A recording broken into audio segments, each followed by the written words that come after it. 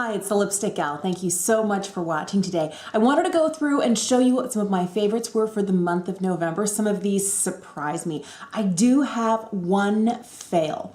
So before we get started, I wanted to say thank you so much for watching today. And if you're subscribed, thank you so much for subscribing. I've been trying really hard to put out videos that would be of interest, things that I enjoy watching that I hope that you like as well. But let me know what type of beauty video is your favorite type to watch, and I'll see if I can record some of those for you. And if you're not already subscribed, would you please? All right, so I'm just going to start with skincare. I've been struggling a little bit, I'm not gonna lie, because the weather is changing. I live in the Pacific Northwest in the state of Washington, and not like near Seattle where it's like always rainy and not like cold. I mean, it gets cold, but like it's been below freezing where I live. Temperatures has been a rough fall. I feel like we didn't really get fall. We got the week and a half pretend fall. And of course now all of the beautiful leaves are gone and all it is now is just cold. It's misty, it's cold, I'm waiting for the snow to come and that's fine, but my skin has been like, help me, help me. It's like been sending up an SOS. And the two things that have really surprised me, well, I shouldn't say surprised me. One thing that I got introduced to this month is this. This is from Kypris. This is their Antioxidant Dew Quench and Glow Serum. You get 1.59 ounces in here. This goes for $90, but it came in my Boxycharm this month.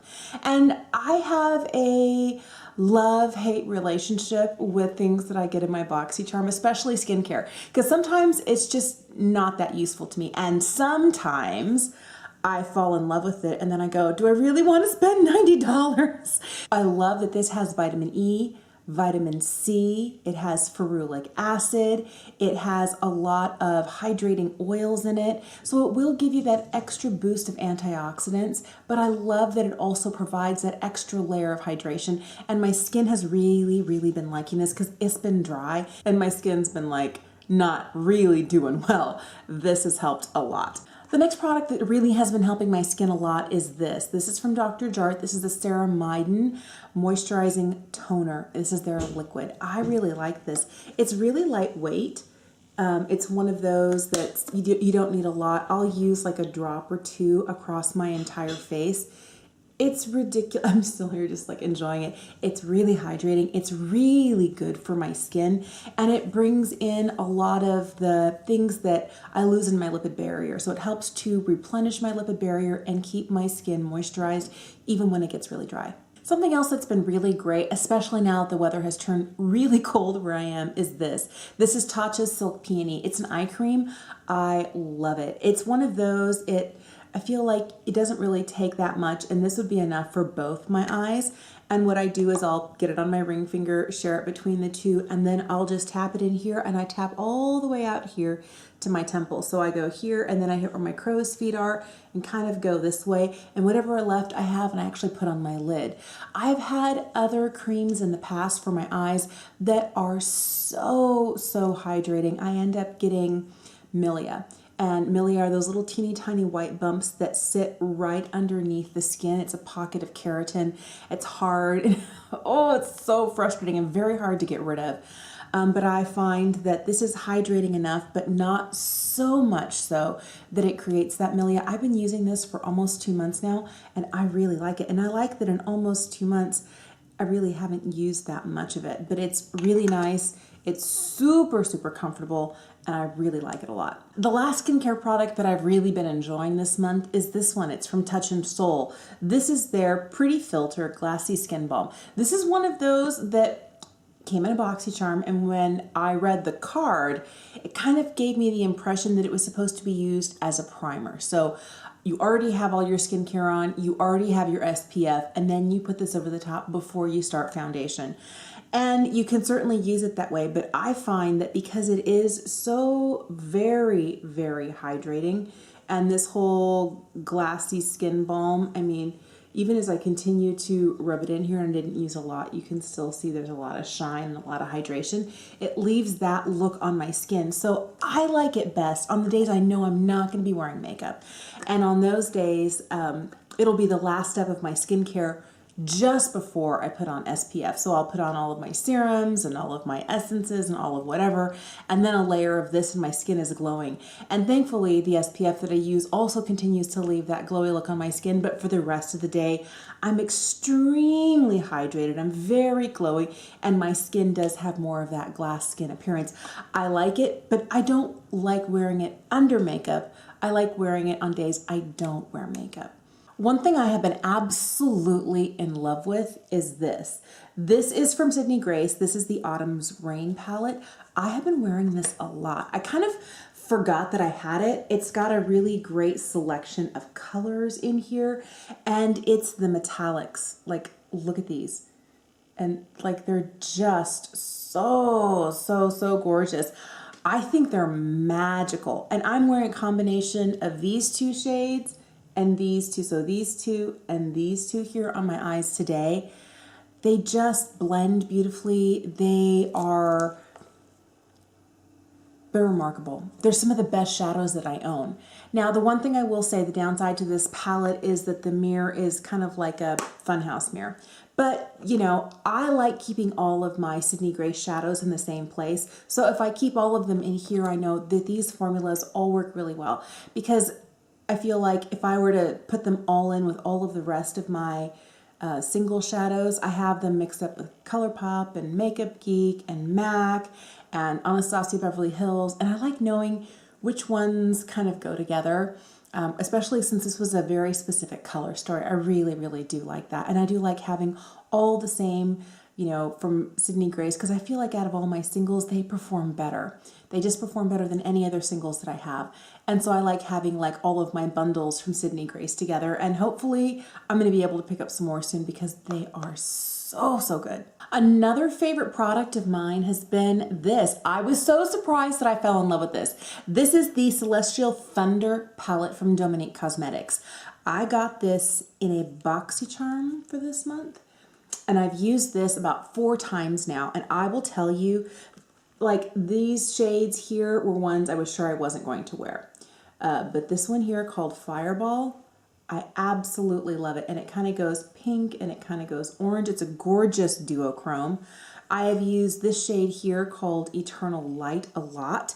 And I have spent some time wearing this one here. This one's called Zero Gravity and Black Matter. So I wore these two once. I wore this middle shade with this darker matte down here. I just really like these. I feel like they perform really well. They blend very easily. Whether you're using a heavy hand, you'll get more pigmentation out of it, but you can do a really nice light look. I was worried that I wouldn't be able to get a light look out of these.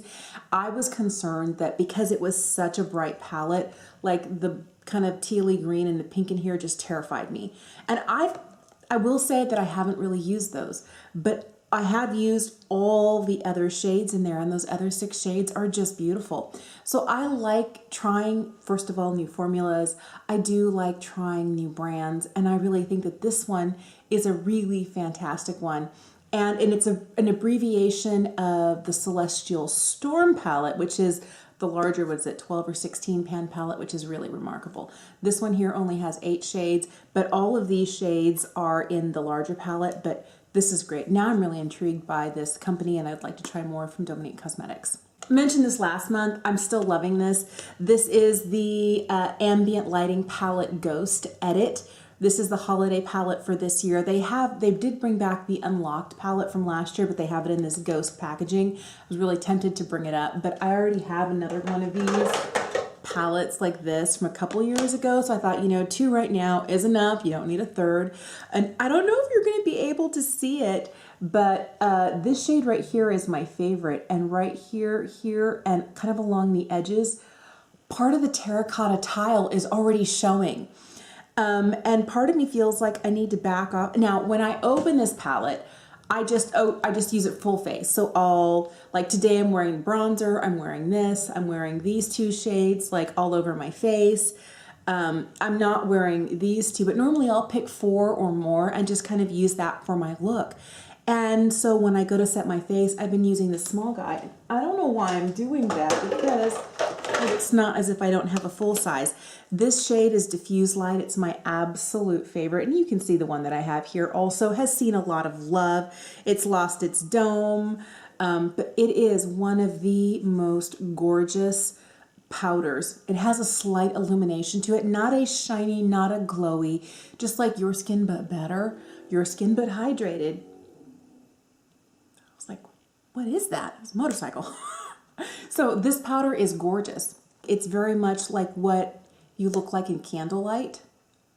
I love this powder, which is why I have a full size and I go through this probably at least one compact a year. It's not the only powder I wore. When I was wearing this is my only powder, like a decade ago when I first got introduced to it, it was the best thing I'd ever found for my under eyes, for my skin. I would go through 2 compacts a year. But since I do love so many other powders, I still always have one of those on hand. And since there's one in this palette, I use it so much. And when I started seeing the terracotta tile and the fact that it's lost its dome so significantly, it's like, slow down. You've only had it for a couple of months. But I've been using it a lot. It really is a favorite of mine. Now, I feel like this works really well for me and I have fair skin. If you don't have like, you know, fair to light, maybe medium, I don't think this palette would work for you, but it's beautiful for me and I think it's fantastic and I love it so much. Another powder I've been reaching for that kind of surprised me is this one from Jouer. This is the Soft Focus Hydrate and Set Powder. I have the shade Fair.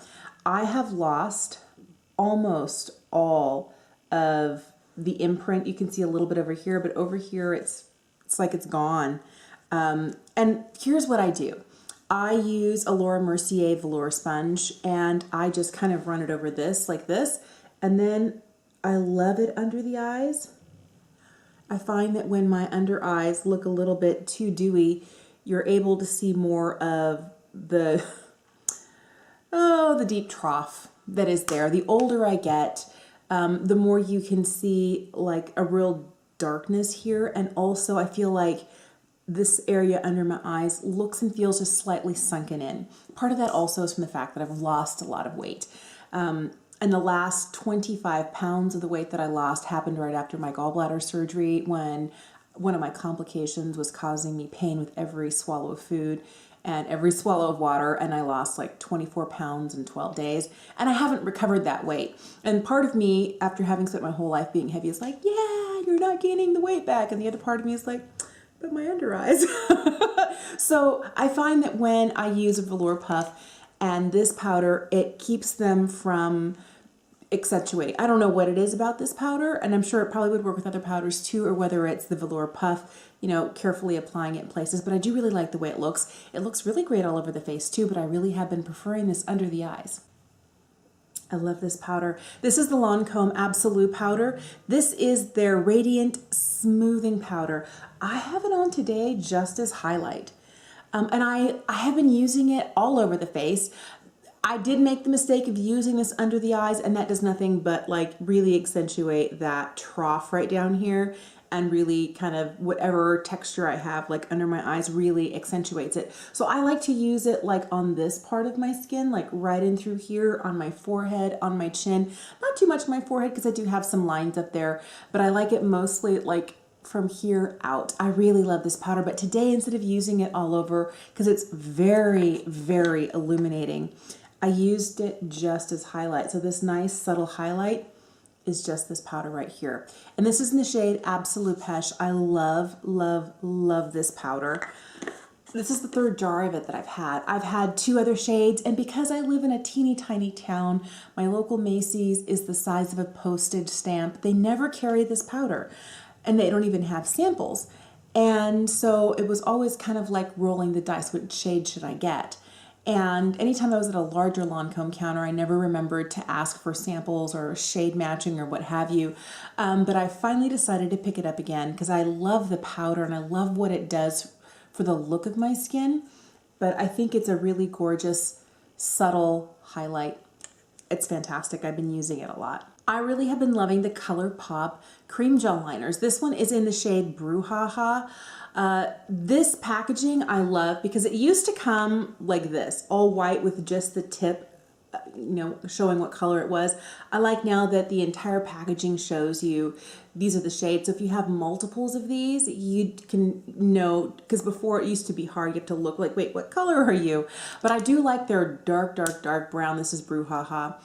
I find that this is probably the liner that lasts the longest in my waterline at a budget price. The one that lasts really long at a Sephora price is the Milk Longwear Gel Liner, which I really do love.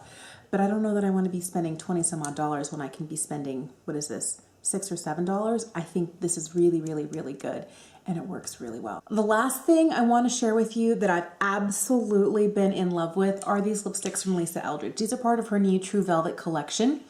I have 5 of her 6 new velvet shades. I didn't pick up one. Part of me, I've been having a lot of conversations in the comments for the video that I posted. If you want to see it, I'll make sure to post that video for you right here.